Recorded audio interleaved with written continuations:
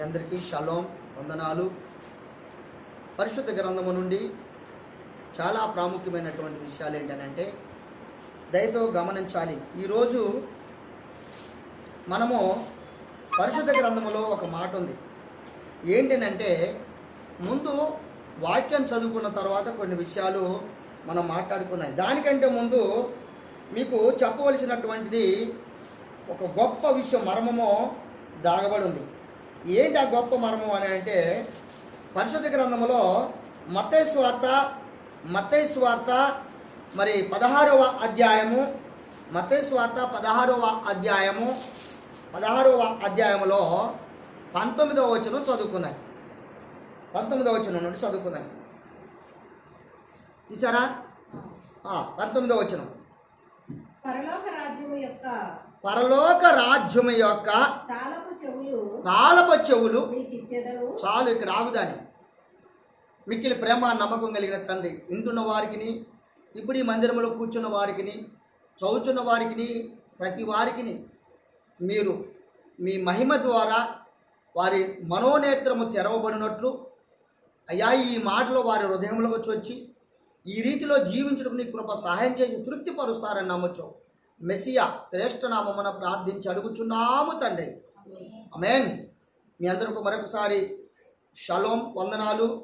నేను ప్రాముఖ్యమైన విషయంలోకి వస్తున్నాను. దయతో వీడియో చూస్తున్న మీరందరూ కూడా ప్రత్యేకమైనటువంటి వందనాలు మరొకసారి తెలియపరుస్తున్నాను. ఎందుకంటే నేను మీకు ప్రత్యేకంగా ఈ పరిశుద్ధ గ్రంథాన్ని అనేక రీతిలుగా పరిశీలిస్తూ, అనేక రీతిలుగా దీన్ని చదువుతూ, అఘోరాత్రుల మీద కూర్చొని అనేక రీతిలుగా ఒక్కొక్క మాటకు అనేక అర్థాలు తీసి దీన్ని చదువుతున్నటువంటి మాటలో మీరు ఎందుకు ఉట్టిగా అట్లా నొక్కి దాన్ని వెంటనే దాన్ని వదిలేస్తున్నారు? వాక్యమును కొంచెము స్టడీగా ఉండి మీరు వినాలి, దాన్ని అనుభవించాలని యొక్క ఆలోచన మీకు రావటం లేదా? మాకు తెలిసిలే వాక్యము అనుకోవచ్చు, కానీ అది కాదు. నేను అందరి వాక్యం నేను ఎవరి వీడియో వచ్చినా కానీ అందులో మంచి చెడు అనేది నేను వినకుండా వదిలిపెట్టను. ఎవరు చెప్పినా వాక్యమే కనుక దాన్ని గ్రహించే జ్ఞానం కలిగి ఉండాలి మనం. అయితే ఇక్కడ ప్రాముఖ్యమైనటువంటిది ఏంటంటే, ఇప్పుడు మనం దేని గురించి చదువుకున్నాం? మనం ఇప్పుడు ఇక్కడ పరలోకము యొక్క తాళపు చెవి అనడం. లాక్ ఎవరికి ఉంటుంది? ఎక్కడ ఉంటుంది? ఎవరికి ఉంటుంది? దేనికి ఉంటుంది లాకు? అమ్మా కట్టే చెప్పు. ఇంటికి ఉంటుంది. అంటే నువ్వు ఇల్లు కట్టుకుంటే ఇంటికి ఉంటుంది, అంతే కదా? ఆ ఇంట్లో లాక్ వేయటానికి ముందు ఆ ఇంటికి లాక్ ఎందుకు వేయాలా అంటే, లాకు ఎందుకనంటే ఆ కుటుంబంలో ఆ ఇంట్లో నివాసులైనటువంటి వారు ఎటైనా వెలుపలికి వెళ్ళినప్పుడు ఆ ఇంటిని భద్రపరుచుకున్నట్టు కొరకు, ఎవరు దేన్ని ఏ విధంగా మనం ఎక్కడ పెట్టింది అక్కడ ఉండటం కొరకు, భద్రంగా ఉండటం కొరకు మనకు లాక్ అనేది ఇంటి రక్షణ. అంతే అంటారా? కాదంటారా? ఇంటికి రక్షణ. అలాగనే చదువు ఇప్పుడు ఒకసారి. తాళపు చెవి నీకు ఇచ్చేదను, నీవు భూలోకమందు నువ్వు దేన్ని బంధించదువో అది పరలోకమందు నేను దాన్ని బంధించదును అన్నాడు. అక్కడ ఆగుదాన్ని. ఇక్కడ ఏమండు? ఎవరంటున్నారు ఈ మాట? ఎందుకంటున్నాడు? ఎవరితో అంటున్నాడు? చూద్దాం ఒకసారి. 16 నుంచి రాండి. ఒకసారి 16 నుంచి రాండి. అందుకు సీమోను పేతురు, నీవు సజీవుడవగు ఎలోహిము కుమారుడు అని మెస్సియవని చెప్పెను. అందుకు యెషువా, సీమోను బర్యోనా, నీవు ధన్యుడు, పరలోకమందున్న నా తండ్రి ఈ సంగతి నీకు బయలుపరిస్తేనే గాని నరులు నీకు ఇది ఎవడునో బయలుపరచలేడు అని. మరియు నువ్వు పేతురువు ఈ బండ మీద. చాలు. ఇక్కడ దేని కొరకు చెప్తుండే ఈ మాట? పేతురుకు పరలోక సంబంధమైనటువంటి యొక్క ఆత్మ యొక్క సంఘాన్ని ఏర్పాటు చేయడం కోసం మాత్రమే పేతురుతో ఈ విషయాలు తెలియపరుస్తున్నటువంటి విషయాలు మనకి కనపడుతున్నాయి. అంతేనంటారా? మనకు కనపడుతున్నాయి. దానికంటే ముందుగా ఒక మాట మనం చదువుకోవాలి. ఇక్కడ నీకు కొన్ని విషయాలు చెప్తానే గమనించాలా. ఇక్కడ ఏమంటుందంటే 16 ఇందులోనే మత్తయి సువార్తలోనే, మరియు నీవు పేతురువు ఈ బండ మీద నా సంగమును కట్టుదు అని పాతాల లోకపు ద్వారము దాని ఎదుట నిలవ నేరదు అని చెప్పినటువంటి మాట. అసలు పాతాల లోక ద్వారం ఏంటి, మరి పరలోక ద్వారం ఏంటి, పాతాల ద్వారం ఏంటి? బాగా గమనించాలి. ఇక్కడ రెండు విషయాలు మిమ్మల్ని బాగా జాగ్రత్తగా ఇక్కడ మొత్తం టోటల్గా 4 అంశాల మీద మాత్రమే మీకు తెలియపరచాలని నేను ఆశపడుతున్నా. ఒక్కో దాన్ని త్వరగా మనం పరిచయం చేసుకుందాం, సమయం సరిపోదు కనుక త్వరగా మనం పరిచయం చేసుకుందాం. ముందుగా ఒకదాని గురించి వివరిస్తున్నాము, దాన్ని గ్రహించాల్సినటువంటి అవసరం ఉంది. ఏంటి ఆ ఒకటంటే గ్రీకు పదం నుండి ఎక్లేసియా. ఏంటట ఎక్లేసియా అంటే ఏంటట? ఎక్లేసియా అంటే సంఘము బయటకు, ఏంటంట సంఘము బయటకు పిలవబడిన, సంఘము బయటికి పిలవబడిన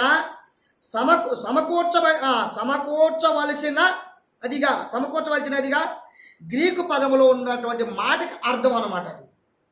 అదేవిధంగా గ్రీకుకు ఎకలియా అంటే ఎకలియా అనేటువంటి మాటకు దేశము పొందిన ప్రజలను సూచించే పదం అనే దానికి మరొక మాట ఏమంటుందంటే మెస్సియా ఎలోహిము ప్రజలైన వారు ఎలోహిము రాజ్యమును పౌరసత్వం అనమాట. పౌరులుగా ఇక్కడ ఉన్నటువంటి మాట ఒకసారి చదువుకుందాను, రెఫరెన్స్ కూడా చదువుకుందాను ఒకసారి. దయతో మీరందరూ కూడా వీడియో వింటున్న వారు కూడా మీరు ఒకసారి బైబిల్ తీసుకోండి, చాలా జాగ్రత్తగా మీరు దయతో వినాలి ఈ వాక్యమును. ఈరోజు మీ మధ్యకు వచ్చేటువంటి వాక్యం సాధారణమైన వాక్యం కాదు. ఇది నేను 3 రాత్రులు అఘోరాత్రులు నేను బహుగా కఠినంగా రాత్రులు దీన్ని తరికిస్తే ఈ పదాలు నాకు దొరికినాయి. మీరు బాగా గమనించాలి. చదవండి ఒకసారి. ఎఫెసీయులకు రాసిన పత్రిక 2వ అధ్యాయము 19వ వచనంలో ఒక మాట ఉంది. 19వ వచనంలో ఒక మాట ఉంది. కాబట్టి మీరు ఇక మీదట ఎవరట? పరజనులను పరదేశులనై ఉండక. ఇది మాట, పరదేశులై ఉండొద్దట. తర్వాత దానికంటే ముందు పరవాసులుగాను పరదేశులుగాను ఉండవద్దు. ఉండటం కాదు, కానీ మీరు పరిశుద్ధులుగా. ఇది మాట ఏ రాజ్యములైనా, ఏ దేశములైనా, ఏ ఊర్లైనా, ఏ ప్రాంతంలో, ఏ బజార్నైనా, ఏ ఇంట్లోనైనా ఉండవలసినటువంటి వారందరూ కూడా ఎలా ఉండాలంటే ఏక పట్టణస్థులను ఎలోహిము ఇంటి వారునై ఉన్నారు. తర్వాత యెషువా మెస్సియానే ఇది మాట. యెషువా మెస్సియా ముఖ్యమైన మూలరాయి ఉండగా అపోస్తులను ప్రవక్తలను వేసిన పునాది మీద ఇది మాట. పరమ తండ్రి స్తోత్రం. మీరు అపోస్తులు ప్రవక్తలు వేయబడినటువంటి పునాది. ఏంటి ఆ పునాది? పునాది అంటే ఏ పునాది అంటే ఎలోహిము సంఘమును కట్టేటువంటి పునాది అన్నమాట. సంఘం అనే పునాది. అవునా? అర్థమవుతుందా అయ్యా రవి? అర్థమవుతుందా? సంఘం అనే పునాది. ఇల్లు అన్నాడు ఇక్కడ, సంఘము అనేటువంటి యొక్క గృహం. అలాగనే పరమ తండ్రి యొక్క ఆత్మ నివాసము ఎక్కడా చెప్పండి? పరమ తండ్రి ఆత్మ నివాసం ఎక్కడా? అయ్యా ఇది కరెక్ట్ రవి, మీకు చాలా చాలా బాగా చెప్పారు. హృదయం వారికి నివాసము. ఎవరికి? పరిశుద్ధాత్ముడికి నివాసము అక్కడ. అందుకొరకే అక్కడ అన్నటువంటి మాట ఏంటంటే ఒక చోట కూడుకున్న సంఘముగా, సమాజముగా వారి కొత్త నిబంధన పథకం ప్రకారము వారు ఇచ్చినటువంటి యొక్క వర్తమానం ఏంటంటే వారు సంఘము, సమాజము ఏమని పెట్టారు? సమాజం అని పెట్టారు అనమాట. సమాజం అనేటువంటి మాట బైబిల్లో మీరు ఎక్కడ చూశారు? మీకు ఐడియా ఉందా? సమాజం అనేటువంటి పదాలు చాలా చోట్ల దొరుకుతుంటాయి. మీరు ప్రస్తుతానికి మీరు సమాజం అని చెప్పడానికి ముందు ప్రకటన గ్రంథంలో కూడా చూడగలరు. ఇంకా అనేక పుస్తకాల్లో మీరు చూడగలరు సమాజం అనే మాట. ఎక్కువ సమాజం అనే ఉంటుంది, బాగా గమనించాలి మీరు. సమాజం అని పేరు పెట్టిన సంఘము అన్న పదానికి స్థానిక సంఘాన్ని ఏర్పాటు చేసినటువంటి యొక్క ముఖ్యమైన పునాది ఎవరు చేశారో చూద్దాం ఒకసారి. 18వ అధ్యాయము, అదే మత్తయి సువార్త 18వ అధ్యాయము 17వ వచనం చూడండి ఒకసారి.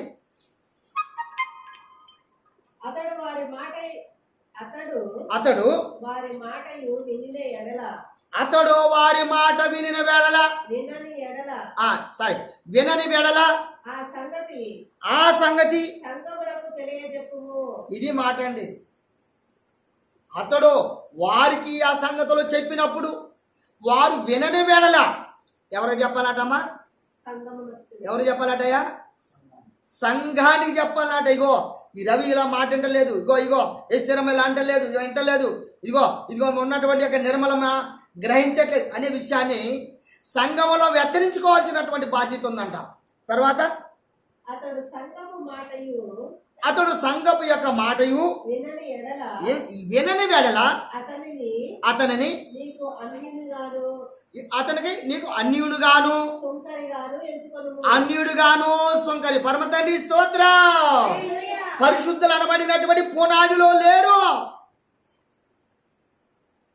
పరిశుద్ధులుగా ఏర్పరచబడినటువంటి సంఘములో అనగా సమాజములో స్థిరపరచబడుతున్నటువంటి సంఘ సభ్యుడిగా ఎంచబడిన వారు కారు. ఎవరెవరు అటమ్మ వీరు? సుంకరి, దానికంటే ముందు అన్యుడు అట. చూసారా? ఎననటువంటి వాడు అన్యుడే, కానీ అసలు తెలియని వాడు అన్యుడు కాదు. అక్కడ మరి బాగా గమనించాలి ఈ మాటలో. ఇది అన్యులుగా, ఇది అన్యులకు కదా ఈ మాటలో.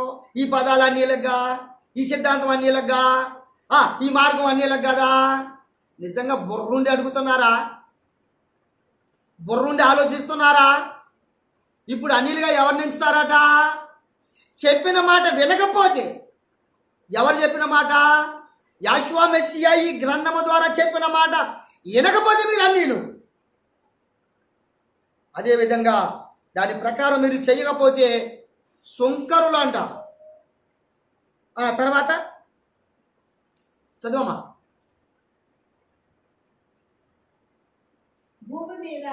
భూమి మీద మీరు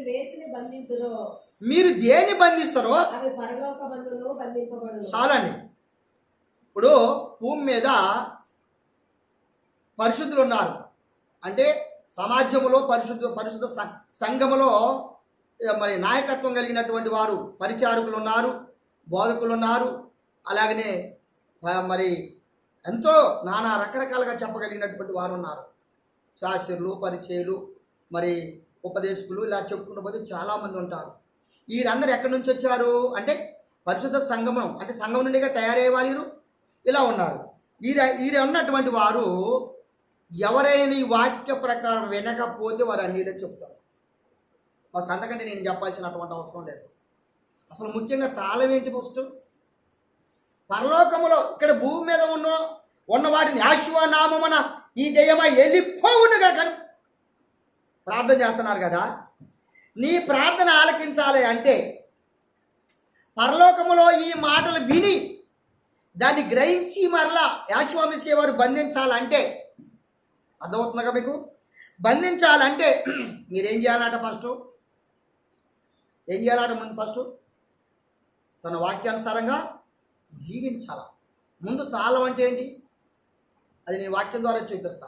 తాళం అంటే ఏంటో చూపిస్తా. అలాగనే ఇక్కడ అంటాడు అపోస్తల కార్యము, ఒకసారి చదువమ్మా. అపోస్తల కార్యము 15వ అధ్యాయము 4వ వచనం కూడా చూడండి. 15వ అధ్యాయం 4వ వచనం. వారు యెరూషలేముకు రాగా సంఘపు వారును అపోస్తులను పెద్దలను చాలండి. ఎవరెవరు ఏ రూపంలో చేర్చుకున్నారట? అపోస్తులు గాను పెద్దలు గాను వారు చేర్చుకున్నారట. ఎక్కడ చేర్చుకున్నారు వీరిని? పునాది. ఏ పునాది? పూర్వీకులు ప్రవక్తలు యెహోవా మెస్సియా అనబడినటువంటి బండ ఏ పునాది అయితే వేయబడదో అట్టి పునాది మీద వీరిని కట్టబడుచున్నారట. పరమ తండ్రికి స్తోత్రం. మీరు నిజంగా యెహోవా మెస్సియా వారి యొక్క పునాది మీద మీరు కట్టబడుచున్నారా? నిజంగా మీరు అలా కట్టబడినటువంటి వారైతే మీరు ఎందుకు దాన్ని గ్రహించలేకపోతున్నారని చెప్పి వాక్యము మరి పరిశీలించవలసినటువంటి అవసరత మనకుంది. చూడండి ఒకసారి మత్తయి సువార్త 16వ అధ్యాయం 18 వచ్చిన ఒకసారి చదవండి. ఇంతకుముందు తీసినటువంటి వాక్యమే. మత్తయి సువార్త 16వ అధ్యాయం 18 వచ్చిన. మరియు నీవు పేతురువు ఈ బండ మీద నా సంఘం అంటే ఎవరి సంఘము? యెహోవా మెస్సియా వారి సంఘం. అది దేవుని సంఘము. మొదటి తిమోతిలో రాసిన పత్రిక చదవకుండే 3:10 ఉంటుంది ఆ మాట. ఏమంటాడంటే ఇది దేవుని జీవం కలిగినటువంటి దేవుని యొక్క సంఘము, బండ మీద స్థాపింపబడినటువంటి సంఘం. ఈ సంఘము జీవం కలిగినంటే జీవించువాడని అర్థం. జీవించువాడి మీద కట్టవలసినటువంటి సంఘము. ఆ సంఘానికి ఒక తాళం ఉందంట. తాళం అంటే ఏంటట? చదువు అక్కడే 19 కూడా చదువు. పాతాళం యొక్క ద్వారములు దాని ఎదుట నిలవనేరవు. నేను నీతో చెప్పుచున్నాను, పరలోక రాజ్యము యొక్క తాళపు చెవులు. చాలండి. ఇక్కడ భూమి మీద బంధించడానికి ముందు పరలోక తాళపు చేయి కావాలన్నట. అసలు పరలోక తాళపు చేయి ఏంది? ఫస్ట్ కొన్ని విషయాలు మనం నేర్చుకున్నాం. ఇక్కడ అంటున్నటువంటి మాటలు ఏంటంటే, ఒకసారి నేను చెప్తున్నానండి. ఇక్కడ ఏమంటానంటే, నేను మళ్ళా 16-19 నేను చదువుతున్నా. పరలోక రాజ్యము యొక్క తాళపు చెవి, తాళము చెవులు ఎలోయము పేతురుకు సంఘానికి అప్పగించిన అధికారాన్ని. పరమతండ్రి స్తోత్రం. ఏంటట? తాళపు చెవి అనగా పరలోకము నుండి వచ్చినటువంటి అధికారము. ఏంటి అధికారము? అధికారం అంటే ఏంటమ్మా? అయ్యా అధికారం అంటే ఏంటి? అధికారం అమ్మ, అధికారం అంటే ఏంటిరా? అధికారం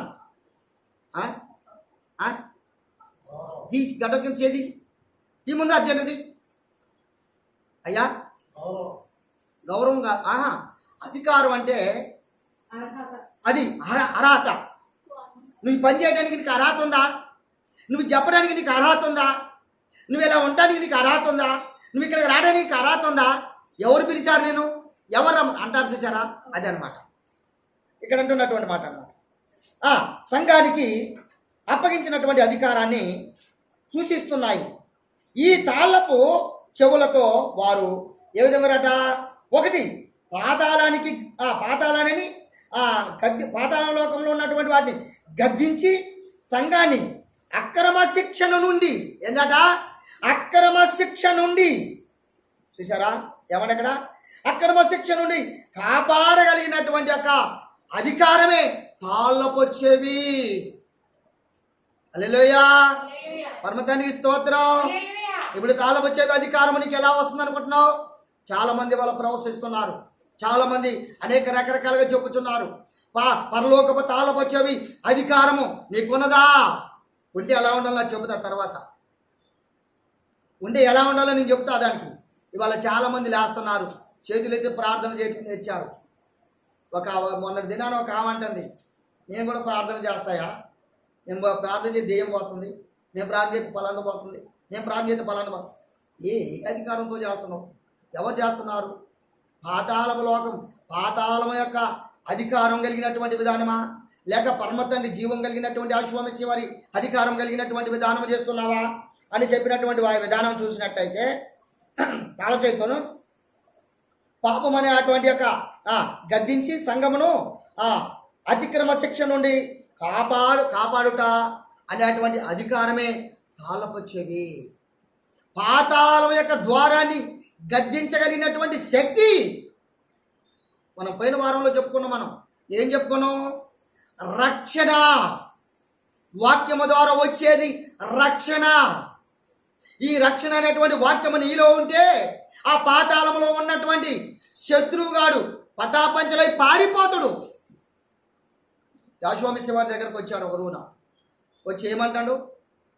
ఏమయ్యా, నువ్వు నిజంగా దైవ కుమారుడు అయితే నువ్వు ఆకలితో ఎందుకుంటున్నావు?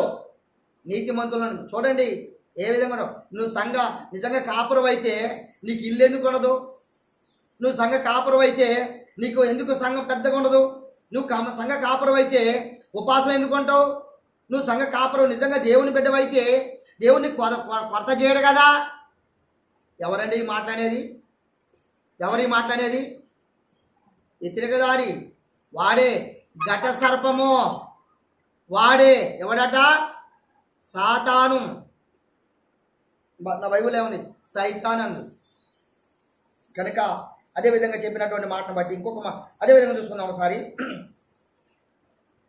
మత్తయి సువార్తలోనే 18:15 నుంచి చదవం ఒకసారి. 18వ అధ్యాయము. మరియు నీ సహోదరుడు ఇది మాట అండి, నీ వెడల ఏమైనా తప్పిదము చేసిన వెడల నీవు పోయి నీవును అతడును ఒంటరిగా నున్నప్పుడు హల్లెలూయా. ఇదంటే గద్దెటు. ఎక్కడట? అమ్మ ఇటండి తలకాలప్పుడు అందరం అంటే ఎక్కడ ఎప్పుడు గద్దించాలా? ఒంటరి అంటే తన అర్థం ఏంటి? పాతాళం యొక్క అధికారంలో ఉన్నది అతను. అంటే పాతాళం యొక్క అధికారం అంటే ఏంటంటే ఇక్కడ ముందు మనం చదువుకున్నాం. ఏంటంటే ఇక్కడ అక్రమ అధికారము, అక్రమ వ్యతిరేకత, అక్రమ జీవితము, అక్రమ సంపాదన, అక్రమ మాటలు, అక్రమ దూషణ, అక్రమ యొక్క సంచారము లాంటి లాకుని చేతిలో ఉంది అధికారము. అది అక్రమ యొక్క అధికారము లాకుని చేతిలో నుండి నువ్వు ఆ విధంగా మాట్లాడగలవు. మారు మనసు అనబడినటువంటి మెస్సియ పునాది మీద ఉంటే అలా ఉండవు. నీలో తగ్గింపు ఉంటుంది, నీలో సమాధానం ఉంటుంది, నీలో అనేకమైన వినయం ఉంటుంది. గ్రహించాలి. ప్రతి సమయంలో కూడా ఒక దినాన నేను మార్కెట్ నుంచి వస్తా ఒక వ్యక్తితో మాట్లాడుతున్నా. ఓహో పలానా కాడ చర్చి మీదేనా అంటుంది రాత్రి.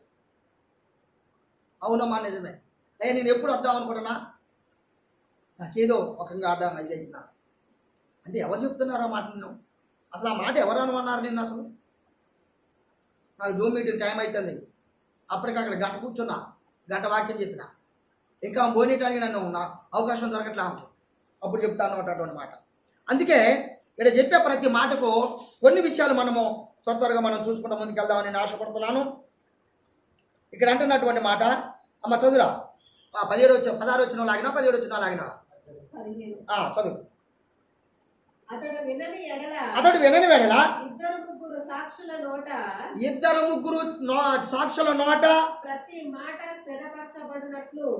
మాట స్థిరపరచబడినట్లు నీవు ఒకరిద్దరిని ఎంటబెట్టుకొని అతని ఎద్దకు పొమ్ము. అతడు వారి మాటయు వినని ఎడల అతని మాటలు వినని వెడల ఆ సంగతి సంఘమునకు తెలియజెప్పుము.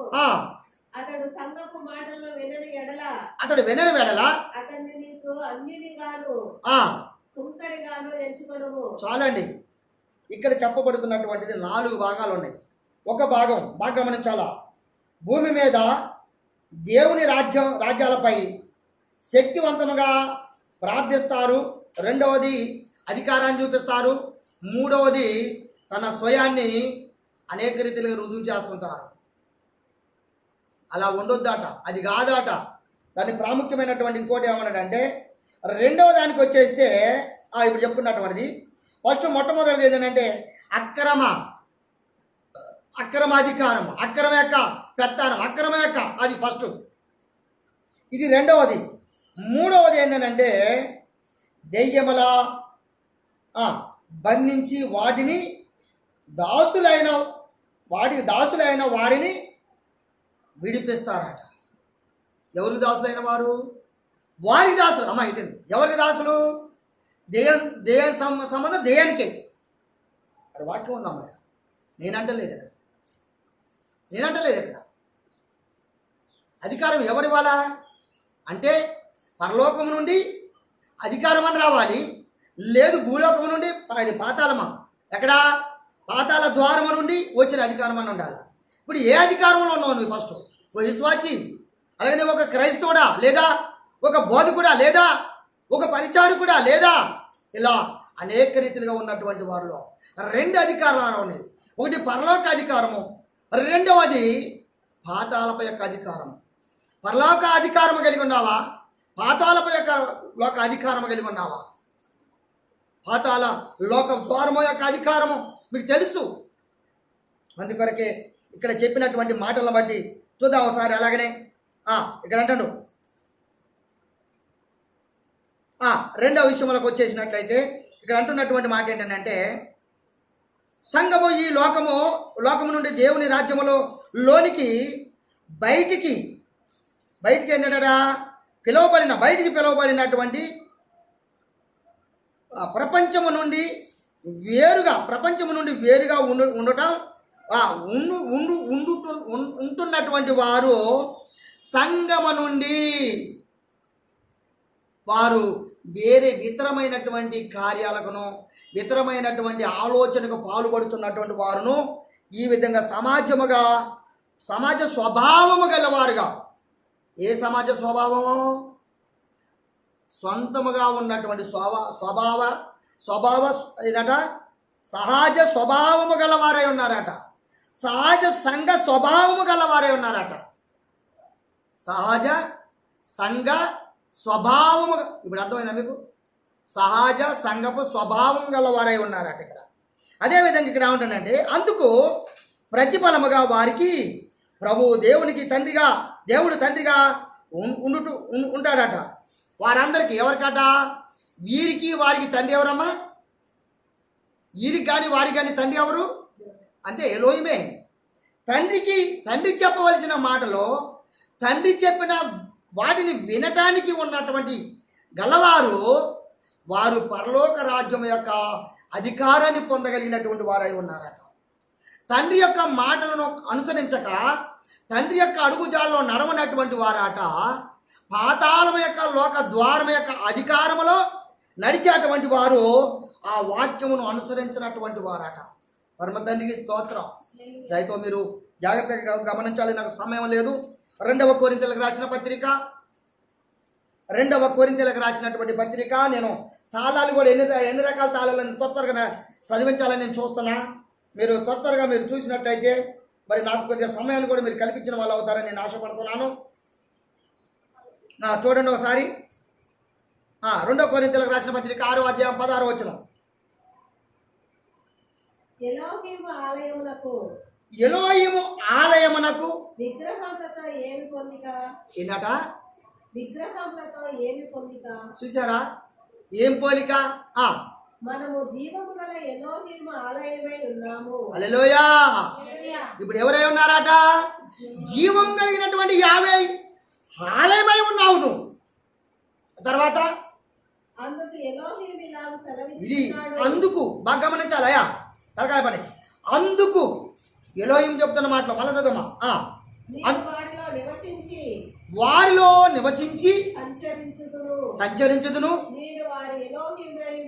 వారికి నేను ఎలోహిమునై ఉందును, వారు నాకు ప్రజలై ఉందురు. కావున మీరు వారి మధ్య ఉండి బయలుదేరి హల్లెలూయా. వారితో వీరితో అందరం ఉంటాం, కానీ వీరు ఎలా ఉండాలట? ప్రత్యేకంగా ఉండాలట. ప్రత్యేకం అంటే ఏంటి? ఇప్పుడు ఇది మాట అపవిత్రమైనటువంటి దాన్ని ముట్టకూడని ప్రభువు చెప్పుచున్నాడు. అంటే ఇక్కడ ఒక మాట ఆగుదాన్ని అక్కడ అదే వాక్యం లాగమ్మా. అపవిత్రమైన దాన్ని ముట్టకంటే అర్థం ఏంటంటే కొంతమంది ఆహారం అని అనుకుంటారు. ఆహారం ఒకటేనా అది? అపవిత్రమైంది అనగా మనం చేసే ప్రతి కార్యము అపవిత్రమైంది. అంటే పాతాళ లోక ద్వారముకు సంబంధించినటువంటి యొక్క అధికారములో చేయబడుతున్న ప్రతి క్రియ అందులో ఉన్నటువంటి వారిది అన్నమాట. తర్వాత చదువుతల్లి. ప్రత్యేకంగా ఉండుడి, అపవిత్రమైనటువంటి దాన్ని ముట్టకునుడి ప్రభువు చెప్పుచున్నాడు. మరియు నేను మిమ్మల్ని చేర్చుకుందును, మీకు నేను తండ్రినై ఉందును, మీరు నాకు కుమారులై ఉందును. అమ్మా, కుమారులు ఒక కుమారుని వదిలిపెట్టలే. స్త్రీలు కూడా చెప్పాడు, పురుషులను చెప్పాడు, విడివిడిగా చెప్పలేదు, కమెంట్గా చెప్పలేదు, విడివిడిగా చెప్పలేదు, చెప్పాడు. ఇక్కడ గమనించాలి. అక్కడ సర్వశక్తి గల ప్రభువు ఈ మాటలు చెప్పుచున్నాడు. పరమ తండ్రి స్తోత్రం. ఇదండి మాటలు. అందరం హల్లెలూయా అనాలా. అంటే ప్రతిదానికి ఇక్కడ 3వ పాయింట్లు పడతాయి. సంఘము దేవునికి పరిశుద్ధాత్మకు సంఘము దేవునికి పరిశుద్ధాత్మకు ఆలయమై ఉన్నారు. ఎక్కడుందన్నమాట? పరిశుద్ధాత్మకు దేవునికి ఆలయమై ఉన్నారు. పరిశుద్ధాత్మకు దేవుడు అంటే ఏంటమ్మా? పరిశుద్ధాత్మ అంటే స్వాభావికంగా నడిపించేది పరిశుద్ధాత్మ, అవునా కదా? స్వాభావికంగా నడిపించేది పరిశుద్ధాత్మ. ఆలయములో దేవుని నివాసము అంటే దేవుని నివాసం హృదయం అంటే అర్థం ఏంటి? పరిశుద్ధాత్ముడు కాదు అక్కడ. పరిశుద్ధాత్ముడే దేవుడు, దేవుడే పరిశుద్ధాత్ముడు. కానీ స్వాభావికంగా రుజువు చేసేది పరిశుద్ధాత్మ. దేవుడి స్థానం అనేది వాక్యము. ఏంటట? వాక్యము. వాక్యము ఎలా ఉండాలట? నీలో ఉండాలి, తర్వాత నాలో ఉండాలి, తర్వాత ఇలా చెప్పుకుంటా అనేక రీతిలుగా మనము దేవుని మాటలో ఉండాలి. ఇప్పుడు మనం చదువుకున్నాం 1 కొరింథీయులు కూడా ఉందాం అదే మాట చదవమాకుండి. 3:16 చాలా చదువుకున్నాం మనం. అదేవిధంగా ఇక్కడ మనం చెప్పుకోవాల్సినటువంటి మాట ఏంటంటే మరొకసారి ఎదుదాకా మనం తీసుకున్నటువంటి మాట 2 కొరింథీయులకు రాసిన పత్రిక 6:14 కూడా ఒకసారి చదువుతాలి. 6 అవిశ్వాసులతో జోడుగా ఉండకుడి. ఏందట? అవిశ్వాసులతో అవిశ్వాసులతో జోడిగా ఉండకుడి. నీతికి దుర్నీతితో ఏమి సాంగత్యము? ఇది అమ్మ మాట. నీతికి దుర్నీతికి ఎలా, ఏ విధంగా పొత్తు కలుపుతో? వెలుగునకు చీకటితో ఏమి పొత్తు? ఎలుగునకు చీకటికి నీది ఏ పొత్తుంది? మెస్సియాకు బెలియాలతో ఏమి సంబంధం? చూసారా? మెసేకాను బెలియాలతో బెరియానుతో ఏం పొత్తు? ఆయన దైవ అంటే స్వయంగా స్వాస్థగా దిగి వచ్చినటువంటి వాక్యము అనబడినటువంటి మెస్సియా, రక్షకుడు అన్నటువంటి ఒక మెస్సియా అయి ఉండే. ఈయనెవరు? ఈయనకి ఆయనకి సంబంధం ఏంటి అంటే ఇంతకుముందు 2 అధికారాలు అని చెప్పాను కదా. ఒకటి పాతాళం, ఒకటి పరలోకం అని చెప్పాను కదా. పరలోక సంబంధం ఎవరు? ప్రభువారు అంటే వాక్యం. లోక సంబంధం ఎవరంటే ఇల్లు బెరియాను లోక సంబంధం. లోక సంబంధం అంటే అర్థం ఏంటి? పాతాళం యొక్క లోక ద్వారాన్ని అధికారం కలిగినటువంటి వాడు. ఇతని యొక్క మార్గము, ఇతని యొక్క క్రియ, ఇతని యొక్క నడవడిక, ఇతని యొక్క ప్రతిదీ మెస్సియాతో సాటా? ఈయన మాట మెస్సియా యొక్క మాటకు సాటా? ఈయన మాటకు ఆయన మాటకు సంబంధమా? ఈయన బోధకు ఆయన బోధకు సంబంధమా? ఈయన రక్షణకు ఆయన రక్షణ సంబంధమా? పలకాల లోపల మీద అందరం బిర్యాము యొక్క సంబంధులు కూడా ఇక్కడ లోకంలో అధికార రూపంలో ఉన్నారు. యాషువ మెస్సియా యొక్క సంబంధులు కూడా లోకంలో ఉన్నారు. ఇద్దరిలో నుండిగా కూడా ఎలా ఉండాలట? తేడాగా ఉండాలంట. అంటే ప్రత్యేకంగా తేడా అంటే మేము పిల్లలు ఒక మాట వ్యక్తులకు పేర్లు పెట్టారు. అంటే ప్రత్యేకంగా అపవిత్రతగా ఎవరైతే మరి వినయ విధేయతలు కలిగినటువంటి వారు లేకపోతారో వారిని దాన్ని తేడా అంటారు. అదేవిధంగా అక్కడ అంటున్నటువంటి మాట ఏంటంటే అవిశ్వాసితో విశ్వాసికి పాలెక్కడిది? ఎలోహిము యొక్క ఆలయమునకు ఇది అన్నమాట. ఆ తర్వాత చాలుగా ఏ విధంగా ఉన్నాం మనము? జీవం కలిగినటువంటి యొక్క యావే ఆత్మగల వారమై ఉన్నావు. జీవం కలిగినటువంటి ఆత్మ వాక్కు శక్తి కలిగి ఉండాలి. అవునంటారా కాదంటారా? జీవముతో కలిగినటువంటి వాక్కు రావాలా. వాక్కు ఎక్కడి నుంచి వస్తుంది? జీవం ఉంటేనే వాక్కు వచ్చేది అమ్మా. ఆత్మ లోన ఇప్పుడు ఇంత మనం చెప్పుకున్నాం కదా, ఆత్మ లోనుంటేనే కదా వాక్కు బయటకు వచ్చేది. ఆత్మ నీ శరీరాన్ని ఆకర్షించకపోతే వాక్కు ఎలా అవుతుంది నీకు? మరి వాక్కు రూపంలో పలికే వారందరూ ఎవరట? అని పేరేం చెప్పుకున్నాం మనం ఇప్పుడు? బిర్యాను. చూడండి, మెస్సియా మాట బిర్యానీ మాట ఆ పదమే నన్ను పెట్టమని. సరే, అందుకొరకు చూద్దాం మరొక మాట. ఇక్కడ చెప్పిన ప్రతి మాటకు ప్రతి ఒక్క అధికారానికి ఏంటంటే ఇక్కడ సంఘం ఇక్కడ అంటున్నాడు ఆ అవినీతి పరుల నుండి, సంఘము అవినీతి పరుల నుండి, లోకము నుండి విగ్రహారాధనకును అనే అవినీతి నుండి ప్రత్యేకంగా ఉండాలని ఈ సత్య శాస్త్రవేత్తట చూసారా, శాసిస్తున్నారు, సత్యాన్ని శాసిస్తున్నారు. అమ్మా ఏదట ప్రత్యేకంగా ఉండాలని సత్యముగా దాన్ని శాసిస్తున్నారు. వీరు శాసించట్లేదా? శాసిస్తున్నారు. అందుకొరకే ఏ దేయమా వెళ్ళిపో, ఏ దేయమా వెళ్ళిపో, ఏ చెడు వెళ్ళిపో. ఉదాహరణకు మనలో ఒక మాట, సంజయరావు బాగా తాగుతుండవు, తాగుడు మారట్లేదురా, భార్య ఉంది మారటలే, భార్య మారుతుంది, భర్త మారటలే, భర్త మారుతాడు, భార్య మారటలే. సో అయితే ఏంటి ఇప్పుడు ఇక్కడ రెండు విధాలు బోధ ఉంది, ఇక్కడ రెండు విధాల అధికారం ఉంది, రెండు విధాలైనటువంటి లాక్ క్యూని మీ కుటుంబంలోనే ఉంది. అందుకొరకే ఒకరి మాట పాతాల యొక్క లోక ద్వారము అధికారము కలిగినటువంటి అంతా నా ఇష్టం, ఇదంతయు నా ఇష్టం, నీ ఇష్టమైతే నువ్వు పోతావు, జాగ్రత్త. ఎవరి ఇష్టం కావాలా? జీవం కలిగినటువంటి యావే ఇష్టం కావాలి. అంతేగాని నీ ఇష్టం నా ఇష్టం ఎవరికి కావాలా? ఆ ఇష్టాలు అసలు అవసరం లేదు. అందుకొరకే శాసిస్తున్నారు. సంఘము మెస్సియాకు శరీరము, సంఘము మెస్సియాకు శరీరము. బెరియా అనుకుంటాడా? బెరియా అనుకుంటాడా? ఆడుకుంటున్నారు సంఘం. వాడి బాడీ కూడా ఇప్పుడు ఇక్కడ లోకంలో ఉంది లేదా? అనేక ఉన్నారు వాళ్ళు కొంతమంది. ఏమంటారంటే యాషోవ మెస్సీ వారు దైవ కుమారుడు అంటారు, ఆయన దేవుడు కాదు, ఒక కుమారుడు మాత్రమే అంటుంటారు. ఇదెవరు? మరియం కాదా? వాళ్ళు వచ్చిన వారు గారా? అటు అధికారం గారా? ఏం గ్రహించగలుగుతున్నారు? అందుకోసమే ఇక్కడ రేపు నుంచి చదువుకోవడం చాలా ఉన్నాయి, అవన్నీ మీకు చదివించట్లేదు. దీన్ని బట్టి నిజమైన సంఘము మెస్సియాతో ఐక్యత ఎందుకంటే మెస్సియా శరీరముతో ఐక్యత కలిగి ఉండడము సంఘ లక్ష్యము. మెస్సియాతో ఉన్నటువంటి అర్థం ఏంటి? ఇప్పుడు వాక్యములో ఉండటం, అంతేనా కాదా?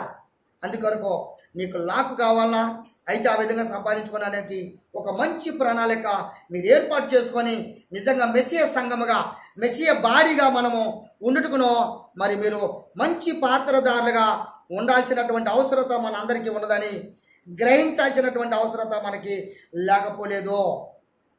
అందుకొరకే మరొకసారి నేను ఇక్కడ వాక్యములకు వస్తున్నటువంటి తాళాలు, ఏ తాళం ఎవరెవరికి ఎలాంటి తాళం ఉందో ఆ తాళాలు కూడా మీకు పరిచయం చేసి ఇప్పుడు తాళపు చెవేంటో మీకు అర్థమైంది. ఇంకా చెప్పడానికి సమయం కాదు, వీడియో ఇంకా లెంత్ ఎక్కువ అవుతుంది కనుక ఇంకా ఎక్కువ చెప్పలేను. అందుకొరకు చెప్పడానికి ఇంకా చాలా ఉన్నాయి కానీ అది మనం చెప్పుకోవడం కాదు. అందుకొరకే ఇప్పుడు మనం చెప్పుకుంటున్నటువంటి మాట మరొక మాట ఇప్పుడు మరొకసారి చదవండి. మత్తయి సువార్త 16వ అధ్యాయం 18వ వచనం మరొకసారి చదవండి. మీరు చదవకపోయినా నేను కూడా రెడీగా సిద్ధంగా ఉన్నాను చదవడానికి. పరిచయం చేయడం మాత్రమే మీకు ఇక్కడ.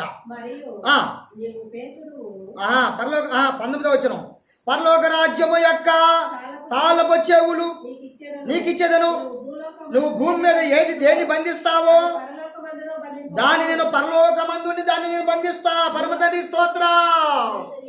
ఇక్కడ పేతురు బంధించాడా, పరమతండ్రి బంధించాడా? ఆగమ్మా, ఎంతైంది? ఆగు అమ్మా. పేతురు బంధించాడా లేక మరి వాక్కు అంటే దేవుడు బంధించాడా? నువ్వు ఇక్కడ శాసించాలి. ఎలా శాసించాలి? తనలో ఉండాలి, తనకు సంబంధం కలిగి ఉండాలి, తన నీ బాడీ నీలో జీవించు ఆత్మై ఉండాలి. అప్పుడు ఆ వాక్కుకు శక్తి ఉంటుంది, ఆ వాక్కుకి జీవం ఉంటుంది, ఆ వాక్కుకు విలువ ఉంటుంది. అదేవిధంగా మరొక మాట చదువుకోవడానికి ప్రయత్నం చేద్దాని. రెండవ విషయం ఏంటంటే చూద్దాం ఒకసారి. యెషయా గ్రంథము 22వ అధ్యాయము 22వ వచనం కూడా చూద్దాం ఒకసారి. ఇక్కడ ఏంటో చూద్దాం ఒకసారి. అక్కడేం తాళం అమ్మది? అమ్మ ఏంటండి అక్కడే తాళం? అది పరలోకపు తాళం, అవునంటారా కాదంటారా? ఇక్కడ ఎవరు తాళం చదువుకుందాం ఒకసారి. నేను దావీదు ఇంటి తాళపు అధికార భారమును. హల్లెలూయా. చాలండి, ఇప్పుడు మీకు అర్థమైంది కదా తాళం అంటే ఏంటి. ఇప్పుడు మీరు చెప్పండి. ఇంతసేపు చెప్పింది నేను అదేనా కాదా? ఇప్పుడు నేను అదేనా కాదే రవి? ఇంతసేపు చెప్పింది నేను అదే కదా. ఇప్పుడు ఏ ఇంటి యొక్క అధికారం గల భారం కలిగిన అటువంటి వారే ఉన్నారు? ఇప్పుడు మళ్ళా అదే కంటిన్యూ చదివి. నేను దావీదు ఇంటి తాళ్ళపు అధికారం భారమును అతని భుజము మీద ఉంచెదను. అతడు తీయగా అంటే దాన్ని పెడతాను, నడిపించుచుండగా ఎవడు మూయజాలడు ఎవడు దాన్ని ముయ్యచాలగలడు. అతడు మూయగా ఎవడును తీయజాలడు. ఇక్కడ బాగా గమనించాలా, దాన్ని తీశారనుకోండి, దాన్ని మళ్ళీ ఎవరైనా వేయగలరా? ఒకవేళ ఎవరైనా వేసారనుకోండి, ఆయన వేసాడు అనుకోండి, ఎవరైనా తీయగలరా? ఇది ఎవరు మెస్సీకు ఉన్నటువంటి సంబంధాన్ని గురించి మాట్లాడుతున్న మాటలు తర్వాత అలాగనే సరే అయిపోయింది. ప్రకటన గ్రంథము 1వ అధ్యాయము 18 వచ్చిన కూడా చూద్దాని. నేను మొదటి వాడను కడపటి వాడను, జీవించువాడను మృతుడనైతిని గాని ఇదిగో యుగ యుగములు సజీవుడనై ఉన్నాను. మరియు మరణము యొక్క పాతాళము లోకము యొక్క తాళ్ళపు చెవులు నా స్వాధీనములో ఉన్నవి. పరమ తండ్రికి స్తోత్రం. ఇప్పుడు ఇది ఎవరంటున్నారు అంటే, మొదటి వాడును కడపటి వాడునై ఉన్నటువంటి వాడి యొక్క స్వాధీనంలో ఉన్నాయంట. భూమి మీద అధికారం కానీ, పరలోకములో ఉన్నటువంటి అధికారం కానీ ఆయన ఆధ్వర్యంలో ఉన్నాయి, కానీ నీ ఆధ్వర్యంలో లేవు. సుమి జాగ్రత్త, ఇక్కడ మీకు అర్థమవుతుంది. అదేవిధంగా చెప్పబడినటువంటి మాట ప్రకారంగా కీర్తనల గ్రంథము 18వ అధ్యాయము చూడండి ఒకసారి. కీర్తనల గ్రంథము 18వ అధ్యాయము 46వ వచనం. యావే జీవము గలవాడును నా ఆశ్రయ దుర్గమునైన వాడు, స్తోత్రహారుడు నా రక్షణకర్త అయిన ఎలోహిము బహుగా స్తుతి నొందునుగాక. పరమ తండ్రికి స్తోత్రం. ఎవరట?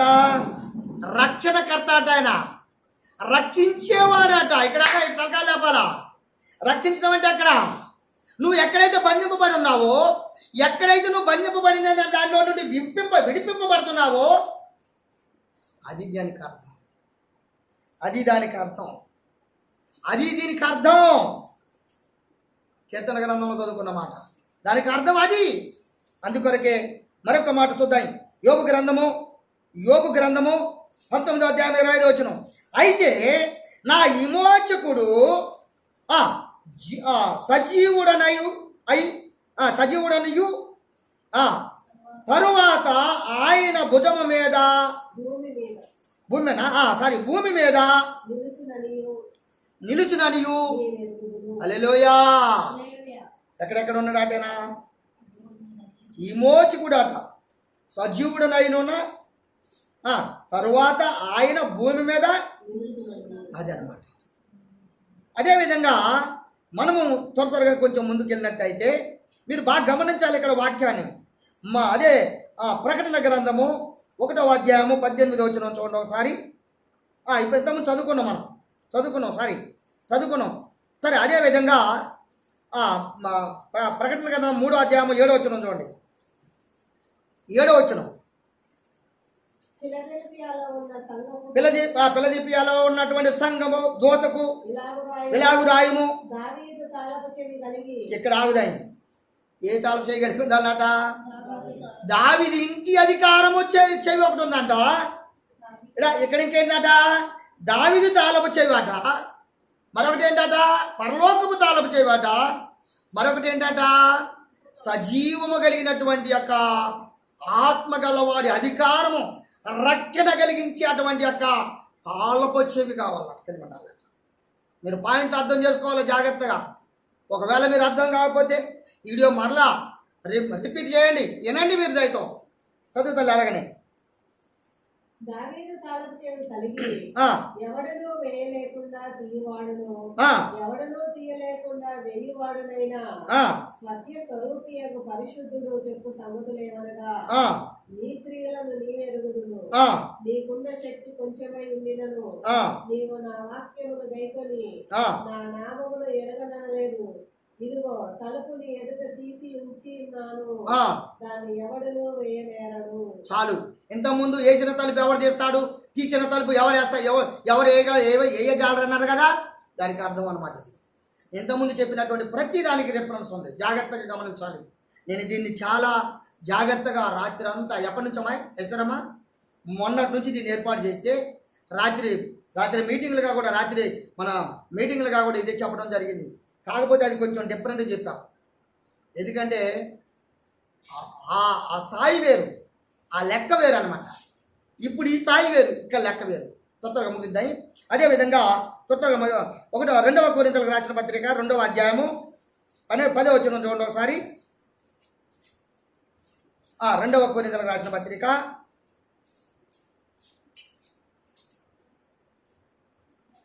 10వ వచనం, 2వ అధ్యాయం 10వ వచనం. మీరు దేన్ని గూర్చి అయినను ఎవరిని క్షమించుచున్నారో నేనును వానిని క్షమించుచున్నాను. పరమ తండ్రి స్తోత్రం. ఇదండి మాట.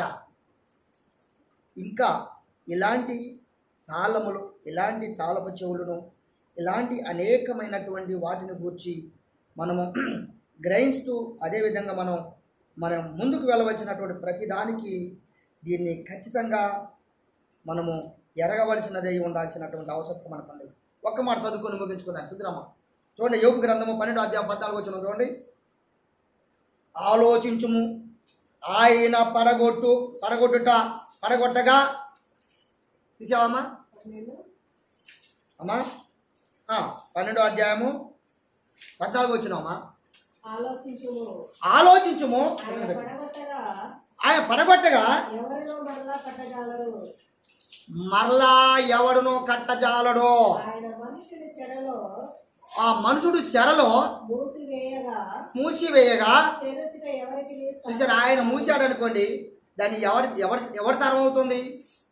యెహోవా మెస్సీయ వారి నామమున ఆయనలో నుండి ఆయన తెరిపిస్తేనే, ఆయన రక్షిస్తేనే, ఆయన నడిపిస్తేనే, ఆయన బయలుపరిస్తేనే. ఒక చోట మనం ఫస్ట్ చదువుకున్న కాడ ఒక మాట అంటాడు. ఏమంటాడంటే, పేతురు వీళ్ళందరూ నా శిశువులారా మీరందరూ దగ్గర రాని అని చెప్పి వీరందరూ నన్ను ఏమనుకుంటున్నారంటే ఏమన్నాడు? నానా విధాలుగా అనుకున్నారు. అయితే మీరేమనుకుంటున్నారని అడిగాడు. అయితే మీరేమనుకుంటున్నారని అడిగితే సీమోను పేతురు గారు ఏమన్నాడు? నువ్వు సజీవుడు వాగు దేవుడు అయ్యా అని చెప్పాడు. దైవం అని చెప్పాడు. పరలోకానికి ఇలా ఉన్నటువంటి పరలోకము నుండి భూమి మీద సర్వాధికారం గలవాడివై ఉన్నావని అన్నాడు. ఆయన చెప్పిన దానికి అనేక అర్థాలతో ఉన్నాయి అన్నమాట మాటలు. అయితే అప్పుడు ఆయన వెంటనే ఏమంటాడు? సిమియోను బరియోనా నువ్వు ధన్యుడు. బిరుదండి బరియోనా, బిరుదు. ఇవాళ చాలామంది కొన్ని విధాలుగా చూస్తే బిరుదులు తీసుకుంటున్నారు. చాలామంది బిషప్ అని, రెవరెండ్ అని, అపోస్తులని, ఇలా అనేక రకరకాల బిరుదులు తీసుకుంటున్నారు. ఈ బిరుదులనిగా కూడా ఎప్పటి ఎవరే మీరు బాగా గమనించాలి. కనుక ఏది ఏమైనా మనం గమనించేది, గ్రహించేది 2 విషయాలు ఉన్నాయి. 2 అధికారాల్లో, ఒకటి పరలోకము, ఒకటి పాతాళం. ఒకటి పాతాళ అధికారము, 2 ఫస్ట్ది పరలోక అధికారం. నువ్వు ఏ అధికారంలో నుండి నువ్వు పరలోకం చేరాలన్నా క్యూ కావాలి, పాతాళములు ఉండవలసినటువంటి అవసరత కూడా నీకు క్యూ కావాలి. ముందుగా ఇప్పుడు ఉన్నావు అంటే పరలోక సంబంధమైనటువంటి క్యూ లేదన్నట్టయితే నీకు పరలోక క్యూ నీ తప్పింపడి పాతాళము యొక్క లోక ద్వారము క్యూ మాత్రం నీ దగ్గర ఉందని మర్చిపోకూర్చుమే.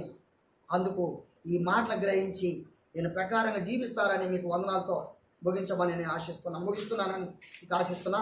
పరమ తండ్రికి వందనాలు. మీకు